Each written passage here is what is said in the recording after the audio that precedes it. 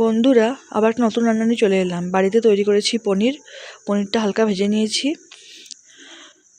গোটা গরম মশলা দিয়ে এখানে ক্যাপসিকাম আর মটরশুঁটিকে ভেজে নিয়েছি। এখানে পেঁয়াজ, রসুন, আদা পেস্ট দিয়ে দিয়েছি। তারপরে এখানে লঙ্কা গুঁড়ো, জিরে গুঁড়ো, ধনে গুঁড়ো আর হলুদ, নুন, লঙ্কা গুঁড়ো দিয়ে দিয়েছি। এবার মশলাটা ভেজে নিচ্ছি ভালো করে। মশলাটা ভালো করে ভাজা হয়ে গেলে আমি এখানে পরিমাণ মতো নুন আর চিনি অল্প দিয়ে দিয়েছি।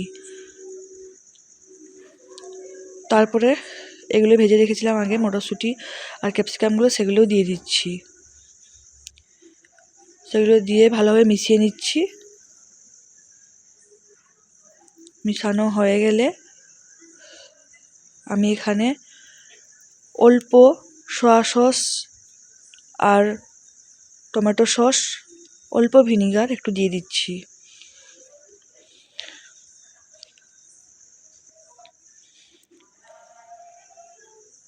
সসটা একটু কম মনে হচ্ছিল, তাই জন্য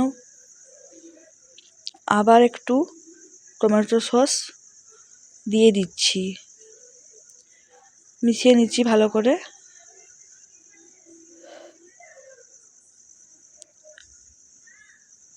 আমি একটু সামান্য জল দিয়ে দিচ্ছি। পনিরগুলো ছেড়ে দিলাম, মিশিয়ে নিচ্ছি। তোমরা চাইলে এমনিও খেতে পারো।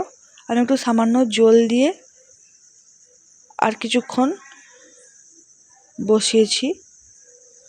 এই সামান্য একটু জল দিয়ে দিচ্ছি, আর কিছুক্ষণ থাকবে একটু। তৈরি হয়ে গেল আমার মশলা চিলি পনির। কেমন হয়েছে রান্নাটা বন্ধুরা অবশ্যই জানাবে।